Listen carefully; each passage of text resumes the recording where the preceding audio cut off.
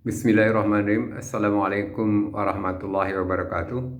Innal hamdalillah nahmadu wa nasta'inu wa na'udzu billahi min shururi anfusina wa min sayyiati a'malina. May yahdihillahu fala mudhillalah wa may yudlil fala hadiyalah. Asyhadu an la ilaha illallah wa asyhadu anna Muhammadan abduhu wa rasuluh. Pada kesempatan ini saya akan menyampaikan judul kultum tentang tazakur dan tafakur dari kitab Madarijus Salikin karya Ibnu Qayyim al-Jauziyah. Tazakur di sini artinya mengambil pelajaran dan tafakur di sini artinya memikirkan atau mengamati. Hal ini penting sekali agar kita lebih memahami tentang bagaimana pentingnya tazakur dan tafakur ini, karena ini merupakan konsekuensi dari kita bagaimana memahami ayat-ayat kauliyah maupun ayat kauniyah. Allah tegaskan dalam Al-Quran dalam surat 40 ayat 13, wa may yadzakkaru illa may yunib, dan tiadalah yang mau mengambil pelajaran kecuali orang-orang yang kembali kepada Allah Subhanahu wa taala. Ayat ini menggambarkan kepada kita pentingnya kita untuk mengambil pelajaran baik yang ada dalam alam semesta ini maupun yang ada dalam Al-Quran ini, sehingga dengan mengambil pelajaran ini kita bisa memahami kondisi yang harus dilakukan sebagai orang-orang yang beriman. Karena itu menurut Ibnu Qayyim disebutkan bahwa tazakur atau mengambil pelajaran ini merupakan sifat yang khusus bagi orang-orang yang mau berpikir dan berakal, ya.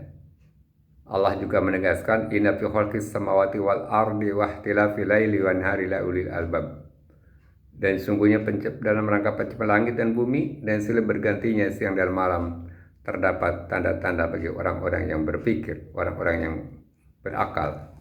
Di sini menunjukkan betapa pentingnya kita memberikan pemahaman dan pentingnya kita mengerti pemahaman yang benar.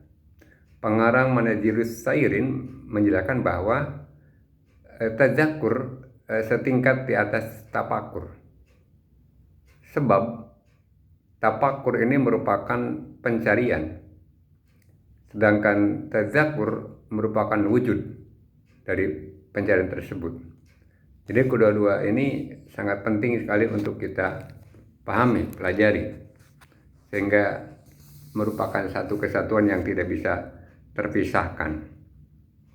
Lebih lanjut lagi dikatakan bahwa menurut pengarang Madarijus Salikin ada 3 bangunan tazakur yang perlu kita pahami. Yang pertama adalah mengambil manfaat dari ijah. Maksudnya ijah di sini adalah perintah dan larangan yang lebih dikenal dengan istilah targhib wa tarhib. Ijah ada 2 macam disebutkan di sini. Ijah dengan pendengaran dan penglihatan. Ijah dengan pendengaran ialah mengambil manfaat dari apa yang kita dengar, sehingga dengar dalam rangka untuk meningkatkan pemahaman keimanan kita kepada Allah Subhanahu wa ta'ala. Nah, ini pelajaran ini harus kita pahami. Pelajaran dari penglihatan kita melihat apa yang kita lihat, ya. Bukan sekedar kita lihat sepandang mata, tapi pasti ada pelajaran yang dapat memperkokoh keimanan kita kepada Allah Subhanahu wa ta'ala. Macam yang kedua dari tazakur di sini adalah bahwa mencari kejelasan lewat pelajaran. Karena tazakur ini berarti mengamati makna-makna yang diperoleh dengan memikirkan ayat-ayat Al-Quran. Jadi Allah menurunkan ayat Al-Quran ini, itu banyak pelajaran-pelajaran yang kita jadikan sebagai pedoman untuk memperkokoh keimanan kita kepada Allah Subhanahu wa ta'ala. Jadi ini sekali lagi bahwa akan lebih memperkokoh keimanan kita kepada Allah Subhanahu wa ta'ala. Dari ayat-ayat surat yang pendek pun kita paham, salah satunya wal asri innal insana lafi khusr illa alladziina amanu wa 'amilus solihati wa tawassaw bil haqqi wa tawassaw bis sabr. Demi masa, demi situasi, demi kondisi bahwa manusia itu ada dalam kerugian kecuali yang orang beriman dan beramal soleh dan senantiasa menasihati dengan benar dan sabar. Jadi pelajaran apa yang kita dapatkan agar kita merugi? Salah satunya senantiasa menasihati, senantiasa memberikan panduan, pedoman ajaran. Yang ketiga, macam dari tadzakur ini adalah mencari buah pikiran. Ini merupakan masalah yang sangat lembut menurut Ibnu Qayyim dan sensitif. Jadi pikiran mempunyai dua buah, katanya mendapatkan apa yang disadi secara utuh sebisa mungkin dan berbuat sebagai lazimnya untuk memenuhi hak-hak kita.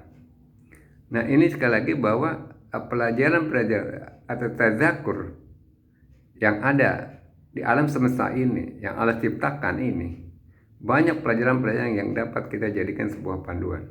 Tetapi jangan lupa, kita perlu memikirkan, mengamati, sehingga tidak terjadi kontradiksi antara pelajaran yang kita dapatkan dan kita merenungi, memikirkan.